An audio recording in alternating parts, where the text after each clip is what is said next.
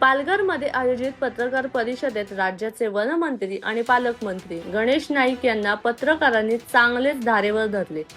पंतप्रधान नरेंद्र मोदी सरकारच्या 12 वर्षाच्या कामगिरीचा आढावा देण्यासाठी आयोजित पत्रकार परिषदेत विविध योजनांच्या अंमलबजावणीतील त्रुटी, अपूर्ण कामे आणि नागरिकांच्या समस्यांबाबत पत्रकारांनी थेट प्रश्न उपस्थित केले. पत्रकारांनी आयोजनांची प्रत्यक्ष मांडणी मांडत मुद्द्यांवर सरकारला जाब विचारला. यावर उत्तर देताना गणेश नाईक यांनी काही त्रुटी आणि समस्या मान्य करत त्या लवकरच दूर करण्याचे आश्वासन दिले. मात्र पत्रकारांच्या धारदार प्रश्नांमुळे काही काळ पत्रकार परिषदेत चांगलीच खडाजंगी पाहायला मिळाली. जिल्ह्याचे अध्यक्ष भरतभाई राजपूत, पालघर जिल्ह्याचे खासदार डॉक्टर हेमंतजी सावरा, व्यासपीठावरील माझे सर्व सन्माननीय सहकारी आणि जमलेल्या पत्रकार बंधू आणि भगिनींनो, माननीय पंतप्रधान नरेंद्रजी मोदी यांच्या पंतप्रधान पदाची तिसरी टर्म आणि त्या तिसऱ्या टर्म मधले 2 वर्ष म्हणजे एकूण 12 वर्षाची वाटचाल त्यांनी केली आणि आजवरच्या भारताच्या पंतप्रधान म्हणून जे भूतपूर्व पंतप्रधान झाले त्यांच्यापेक्षा अधिक कालखंड त्यांची देशाच्या सेवेमध्ये वाटचाल सुरू राहिली आहे.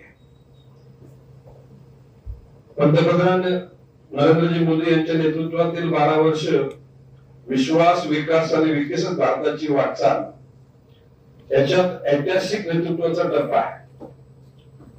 पंतप्रधान नरेंद्र मोदी यांनी सलग 3 कार्यकाळामध्ये देशाचे नेतृत्व करत सर्वाधिक काळ पंतप्रधान म्हणून देशाची सेवा करण्याचा ऐतिहासिक टप्पा ओलांडलेला आहे.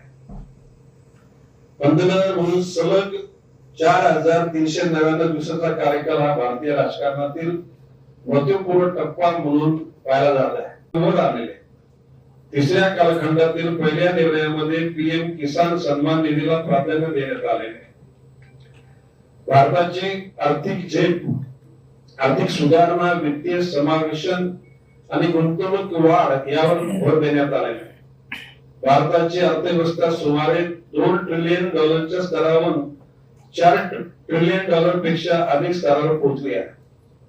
भारत जागतिक आर्थिक व्यवस्थेत अधिक प्रभावी भूमिका बजावत असून जगातील 4थ्या क्रमांकाच्या अर्थव्यवस्थेकडे वाटचाल करीत आहे. सुमारे 70 लाख कोटीपेक्षा अधिक परकीय गुंतवणूक आकर्षित झाली आहे. 38 देशांशी मुक्त व्यापार करार प्रक्रियेला चालना देण्यात आली आहे. उद्योग, उत्पादन, आत्मनिर्भरतेवर भर आहे. मेक इन इंडिया, आत्मनिर्भर भारत, स्टार्टअप इंडिया आणि उत्पादन प्रोत्साहन योजनाद्वारे उद्योग वाढीला चालना वाढविण्यावर भर देण्यात आला. पीएम स्वनिधी अंतर्गत 74 लाख पथविक्रेत्यांना सहाय्य देण्यात आले. मुद्रा योजनेअंतर्गत शेतकरी कल्याण आणि ग्रामीण विकास, पीएम किसान अंतर्गत 11 कोटी शेतकऱ्यांना सुमारे 4.3 लाख कोटी थेट मदत मिळाली. किसान क्रेडिट कार्डद्वारे 7 कोटी शेतकऱ्यांना सुलभ कर्ज मिळाले. अंदाजे 10 लाख कोटी कर्ज वितरण झालेले. थेंबाथेंबाने अधिक पीक उपक्रमा अंतर्गत 109 लाख हेक्टर क्षेत्र सिंचनाखाली आले आहे. महिला सक्षमीकरणाचा आणि सामाजिक सहभाग, लखपती निधी उपक्रमाद्वारे 3 कोटी महिलांना सक्षम करण्याचे उद्दिष्ट आहे. सुकन्या समृद्धी योजनेअंतर्गत 4.5 कोटी खाती उघडण्यात आली. सुरक्षा दलामध्ये महिला अधिकाऱ्यांची संख्या वाढवली जात आहे. महिला स्वावलंबन आणि स्वयं सहायता गटांना प्रोत्साहन देण्यात आलेले आहे. युवक कौशल्य, नवभारत, कौशल्य विकास, स्टार्टअप, संस्कृती, रोजगार निर्मितीवर भर देण्यात आलेला आहे. युवा शक्तीला विकसित भारताच्या केंद्रस्थानी मानलेला आहे. आरोग्य जीवनमान सुधारणा, आयुष्यमान भारत अंतर्गत 7 कोटीहून अधिक आरोग्य कार्डाचे वितरण झालेले आहे. 23 नवीन एम्स आणि वैद्यकीय संस्थांना मंजुरी देण्यात आली. मिशन इंद्रधनुष्यद्वारे 54 कोटी मुलांचे लसीकरण करण्यात आलेले आहे. पायाभूत सुविधा, नव्या भारताची ओळख, राष्ट्रीय महामार्ग जाळे 91,000 किलोमीटरवरून 1,46,00,000 किलोमीटर पेक्षा अधिक वाढवलेला आहे. रस्ते बांधणीचा वेग सुमारे 11.6 किलोमीटर प्रतिदिन वरून 34 किलोमीटर प्रतिदिन करण्यात आलेला.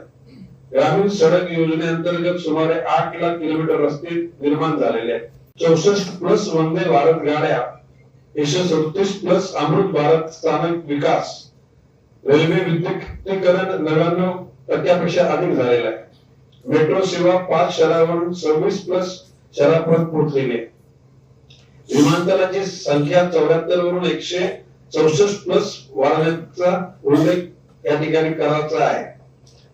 पालघर बंदर म्हणजे आपल्याकडचा जो बंदर विकसित होणारा विमानतळ आहे, कनेक्टिव्हिटी आणि औद्योगिकरणाच्या साठी रस्त्यांची सुद्धा निर्मिती केली जाणार आहे आणि विकासाचे नवीन केंद्र उभारले जाणार आहे.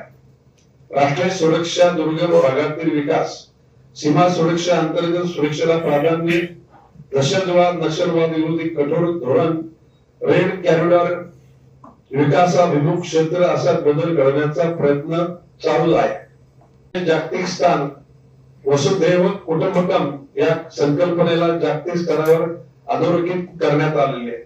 लस मैत्री, व्हॅक्सिनेशन फ्रेंडशिप उपक्रमाअंतर्गत 99 देशांना कोविडच्या कालखंडामध्ये लस देण्याचं काम भारताने केलेलं आहे. G20 अध्यक्षपदावर भारताची जागतिक भूमिका अधोरेखित झालेली आहे. 39 नवीन दूतावास उघडण्यात आले. 177 देशांमध्ये आंतरराष्ट्रीय योग दिन साजरा केला जातो. पंतप्रधानांना 32 आंतरराष्ट्रीय सन्मान प्राप्त झालेले आहेत. पर्यावरण आणि शाश्वत विकास, सौर ऊर्जा, स्वच्छ ऊर्जा, जैव इंधन, शाश्वत विकासावर भर देण्यात आलेला आहे.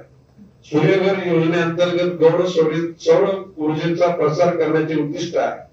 मुख्यमंत्री देवेंद्रजी फडणवीस यांच्या संकल्पनेतील 300 कोटी वृक्ष लागवड अभियानाचा वन विभागाच्या वतीने शुभारंभ करण्यात आलेला आहे. महाराष्ट्राचे क्षेत्र 33% वनाखाली आणण्याचे उद्दिष्ट त्या ठिकाणी ठेवण्यात आलेले आहे. ईशान्य भारत आणि संतुलित प्रादेशिक विकास, ईशान्य भारतासह सर्व प्रदेशामध्ये विकास आणि कनेक्टिव्हिटी वाढवण्याचा भर त्या ठिकाणी निश्चितपणे ठेवण्यात आलेला आहे. महाराष्ट्राचा विकास, महाराष्ट्रातील पायाभूत सुविधा, गुंतवणूक प्रकल्पांना केंद्राचे सहकार्य मागे मिळाले, आज मिळत आणि पुढे मिळत राहणार आहे. आणि म्हणून आपल्या देशाचा सन्मान वाढवताना दुसऱ्यांचा अपमान होणार नाही याची दक्षता माननीय नरेंद्र मोदींनी कायमची ठेवलेली आहे. साम्राज्यवाद म्हणजे दुसऱ्यांच्या सीमांमध्ये जाण्याची भूमिका आपल्या देशाच्या नेतृत्वाने कधीच स्वीकारलेली आहे. आणि त्यातल्या त्यात नरेंद्रजी मोदींनी जे टू बी डेव्हलप विकसनशील देश आहेत अशा देशांना एक निश्चितपणे ऍश्युरन्स दिलेला आहे की तुम्ही चिंताग्रस्त राहू नका. वेळ पडली तर तुमच्यावर चुकीच्या पद्धतीने कोणी जर त्या ठिकाणी अन्याय करत असेल त्या ठिकाणी भारताचं नेतृत्व कायम तुमच्या मदतीला येईल.